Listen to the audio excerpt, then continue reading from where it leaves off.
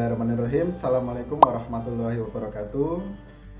Ya, di video kali ini kita akan memaparkan hasil mengenai tugas pengkajian sains teknologi dan masyarakat vokasional, yaitu terkait usulan penerapan teknologi untuk mengatasi permasalahan dan disertai strategi agar usulan ini dapat benar diterima oleh masyarakat dan membentuk kultur baru. Sebelum mulai, kenalkan, saya sebagai pembicara pertama, Lustiono Prasetyo, kemudian ada pembicara kedua, Bapak Hadi Suryono, lalu yang ketiga ada Bapak Suwondo Hermansyah. Baik, pertama akan dimulai dengan saya sendiri yang akan menjelaskan tentang usulan teknologi yang kami beri judul Student Asset. Ya, jadi apa sih Student Asset itu? Student Asset merupakan proyek teknologi yang berbasis website. Disebut demikian karena website ini menawarkan sejumlah layanan kepada siswa pada suatu institusi pendidikan. Jenis layanan sebagai upaya meningkatkan prestasi dan motivasi belajar siswa, serta mendukung perkembangan sistem belajar di Indonesia. Jadi bisa dikatakan bahwa Student Asset ini dapat dijadikan sebuah wadah untuk membantu proses belajar siswa. Lalu kemudian ada juga primary goals atau segmen utama ini adalah para siswa pada suatu sekolah atau lembaga pendidikan. Jadi harapannya proyek ini dapat bekerjasama dengan suatu lembaga pendidikan atau instansi yang memang membutuhkan media pembelajaran yang unik dari sebelumnya. Dan perlu diketahui bahwa media pembelajaran yang ada di Student Asset ini bukan menggantikan sebuah media yang sudah ada pada sebelumnya seperti buku LKS, buku paket, dan sejenisnya, melainkan ini sebuah terobosan baru untuk ikut serta dalam mengembangkan model pembelajaran di era industri saat ini. Nah, adapun poin unik atau selling point, yaitu Student Asset mengkolaborasikan materi pembelajaran di kelas dengan media berbasis teknologi informasi. Penjelasan yang belum dipahami dalam sesi tatap muka bisa dipahami dengan bantuan media ajar yang sudah disediakan. Oke, dan ini adalah contoh atau prototipe dari rancangan yang akan kita buat, yaitu website Student Asset itu tadi ya. Nah, di sini ada menu home, di mana menu home nanti pengakses atau user itu dapat mengakses video media pembelajaran itu secara gratis, dan itu terbatas maksimal 10% video yang kita upload gitu. Lalu kemudian jika kita scroll ke bawah, ini ada video pembelajaran ya yang sudah kami sediakan begitu. Ini baru hanya ada satu ataupun dua sebagai contoh atau simulasinya begitu. Nah, di sini pun ada beberapa keterangan di mana Student Asset itu siap memberikan media pembelajaran. Yang pertama ada video animasi, kedua kelas belajar, ketiga pembahasan materi. Nah, lalu ini ketika user sudah melakukan kerjasama dengan kita, untuk itu kita kemudian akan melakukan sebuah memberikan tutorial kepada user seperti itu agar dapat mengakses video yang ada di dalamnya gitu. Dan kami contohkan 2 video lagi gitu. Dan selanjutnya mungkin akan lebih banyak ya terkait dengan video animasi pembelajaran yang akan kami sediakan gitu. Dan ini adalah menu kontak. Apabila ada terkait pertanyaan atau kendala dalam pengaksesan, maka user atau pengguna itu dapat berkomunikasi langsung dengan kita seperti itu. Dan ini adalah halaman tentang atau about ya, di mana kita memperkenalkan sekali lagi apa itu dari Student Asset. Ya, baik.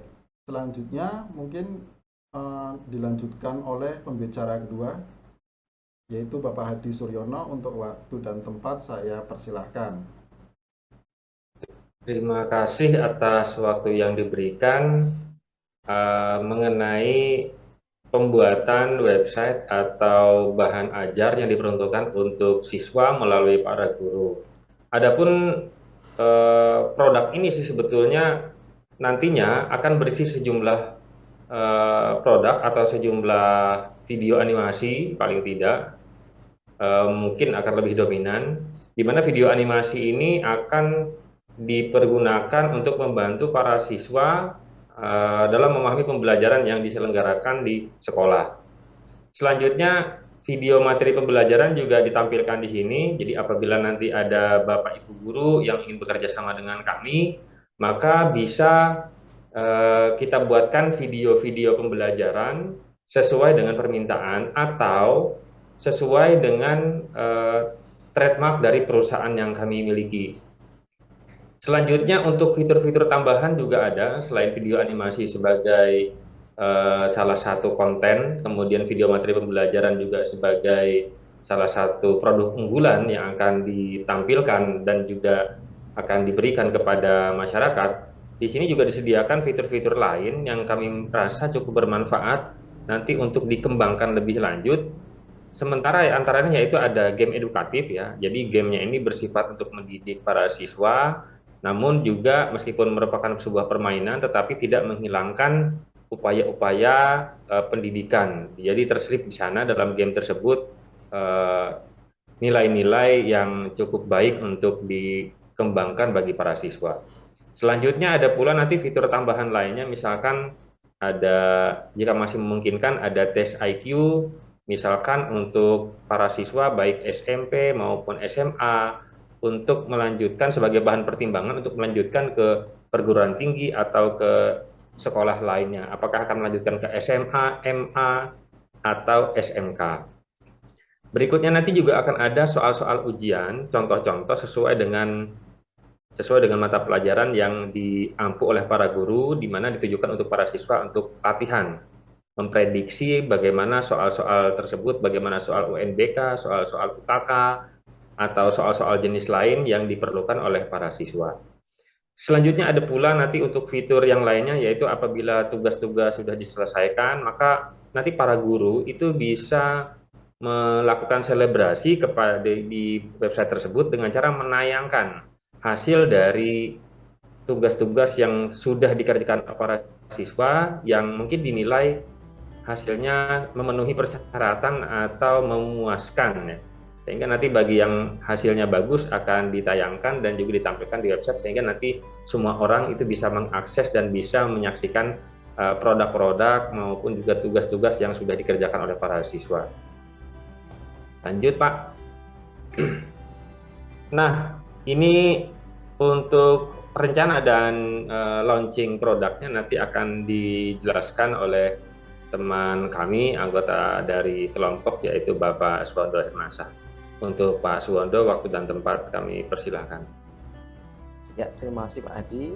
Selanjutnya sudah dipaparkan oleh teman-teman kita semua dari Pak Pras dan Pak Adi kaitan apa itu student asset, konten dan lain sebagainya.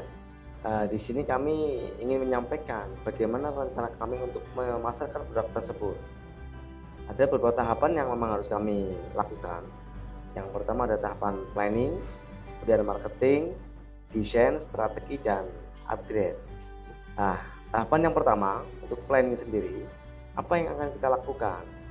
Di sini kita melakukan menarik pelanggan atau masyarakat dengan cara kita promo, gitu ya, pada dalam hal ini kepada masyarakat, terutama guru atau lembaga pendidikan. Kita mau promosikan dan menawarkan jasa dari produk kita berkaitan dengan student asset untuk melengkapi kerja mereka. Dalam hal ini misalnya kita tahu kepada seorang guru, kita punya penawaran untuk lebih baik lagi dalam pengajarannya agar guru tersebut bisa mengimprovisasi pengajarannya dengan konten-konten yang ada di student asset ini. Dan marketing di sini kita juga menggandeng bekerjasama dengan yayasan, guru atau pengelola pendidikan, dan kita memberikan sebuah proposal untuk kerjasamanya. Saya kemudian desain. Dalam desain kita memiliki desain yang sangat menarik namun sederhana agar mudah dipahami oleh pengguna dengan prinsip komunikatif dan atraktif. Kemudian strateginya, kita mengajak para guru untuk berkontribusi memberikan konten sesuai bidang studi masing-masing sesuai level pendidikannya, baik pendidikan dasar maupun pendidikan menengah. Nah, dalam strategi ini kita sebagai tim penyedia jasa berkolaborasi dengan guru tersebut untuk membuat konten yang menarik berkaitan dengan video pembelajaran yang tentunya akan menunjang proses pembelajaran guru tersebut. Nah, di langkah terakhir kami yaitu kita juga memberikan pelayanan lebih, di mana kita ada upgrade sistem setiap periodik yang kita berikan secara cuma-cuma atau gratis. Misalnya dalam upgrade untuk video pembelajaran dan lain sebagainya, sesuai dengan konten yang diminta oleh guru. Seperti itu. Kemudian berikutnya, next. Nah, untuk implementasi sendiri, penerapan student asset ini misalnya ada di SMP negeri yang ada di Kabupaten Purbalingga. Tahapan yang kita lakukan apa nih kalau kita sudah masuk untuk marketingnya? Yang pertama, kita melakukan kerjasama dengan SMP tersebut. Kemudian setelah kerjasama terjalin, kita nanti membantu para guru atau pihak sekolah untuk kita bisa membantu mereka dalam registrasi untuk dapat mengakses website dalam hal ini student asset. Nah, setelah mereka bisa mengakses website atau student asset ini, kemudian kita satu penyedia jasa nanti dapat melakukan request video atau memberikan penawaran video, ataupun nanti dari guru bisa meminta request kepada kita untuk membuatkan pembelajaran yang sesuai diinginkan oleh guru tersebut. Tentunya kontennya sesuai dengan materi yang diajarkan oleh guru tersebut. Nah, itu tahapan atau implementasi yang harus kita lakukan ketika kita memulai kerjasama dengan SMP negeri misalnya di Kabupaten Purbalingga. Nah, terus bagaimana harapan akan adanya student asset ini di dunia pendidikan? Di sini effect for student atau teacher. Yang pertama adalah reaching culture, dimaksudkan adalah adanya perubahan culture atau budaya dalam dunia pendidikan. Dengan adanya student asset ini, harapannya student asset bisa menjadi pelengkap dalam dunia pendidikan yang memfasilitasi guru dalam pembelajaran terhadap siswanya, sehingga siswa harapannya bisa lebih aktif, prestasinya juga meningkat, motivasi belajar juga meningkat. Karena dalam fitur-fitur student asset ini itu dilengkapi konten-konten yang menarik, tentunya juga mendorong siswa untuk lebih termotivasi dengan nonton konten-konten tersebut. Seperti itu, harapannya adanya culture ini juga motivasi learning itu meningkat. Ya, seperti target ya awal, memang adanya student asset ini adalah untuk meningkatkan motivasi dan prestasi belajar siswa. Terima kasih, seperti itu. Selebihnya waktu saya kembalikan kepada Bapak Prastio. Waktu dipersilakan. Ya, baik. Jadi itu yang dimaksud dengan usulan dari kami ya terkait teknologi perkembangan baru yang ada di khususnya di Indonesia ini ya, untuk demi memajukan gitu. Jadi kesimpulan daripada usulan kami adalah website student asset ini bisa sebagai wadah untuk belajar siswa serta memberikan jasa pembuatan media pembelajaran kepada guru sesuai model yang diinginkan. Tentunya tidak lepas dari video pembelajaran. Dan harapan kami ke depannya student asset ini dapat dikembangkan terus hingga dapat mengubah sebuah kultur yang baru dalam model pembelajaran, apalagi di era industri ini yang semakin maju. Dan hampir semua proses suatu pekerjaan atau kegiatan pasti diselesaikan menggunakan teknologi.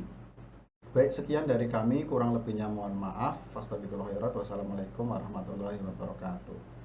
Waalaikumsalam warahmatullahi wabarakatuh.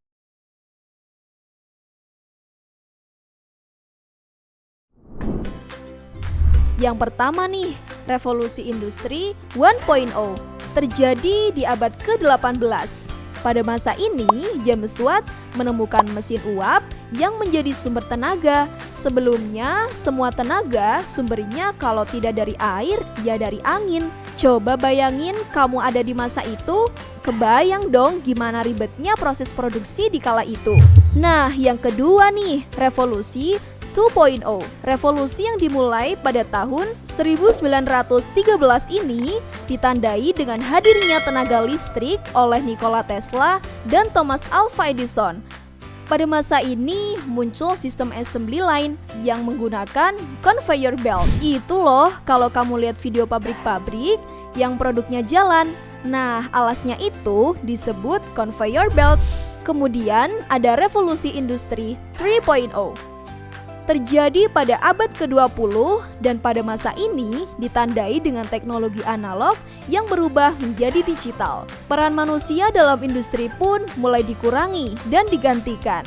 Nah, ini nih yang dipakai pada saat ini, yaitu revolusi industri 4.0 yang dicetuskan pada tahun 2000 hingga tahun ini. Singkatnya, revolusi industri 4.0 terfokus pada perkembangan digital, Internet of Things atau IoT dan tenaga manufaktur, pertukaran data melalui sistem cyber fisik, cognitive computing, dan lain-lain. Yang menjadi tren tersebut telah mengubah pola pikir dan kehidupan manusia di berbagai bidang, termasuk dunia kerja, pendidikan, bahkan gaya hidup masyarakat. Nah, revolusi terakhir nih adalah Super Smart Society. Diperkenalkan oleh pemerintah Jepang pada tahun 2017. Society 5.0 sendiri menjadi sebuah solusi yang berpusat pada manusia atau istilahnya human-centered dan technology-based, di mana menyoroti efektivitas, mengoptimalkan pengetahuan orang dengan bantuan mesin cerdas. Nah, jadi gitu teman-teman penjelasan bagaimana Aufklärung dan revolusi industri mulai dari 1.0 hingga sekarang ini yang sedang ramai 5.0. Pasti kalian bertanya-tanya kan, akankah ada revolusi industri 6.0 dan selebihnya? Kita tunggu saja ya. Gimana, sudah siap belum nih kamu menghadapi perkembangan revolusi industri di masa yang akan datang? Jadi, semakin canggihnya teknologi yang berdampingan dengan manusia membuat kita semakin dipermudah dalam pekerjaan, dan adanya perubahan industri bukanlah suatu kejadian yang menakutkan ya.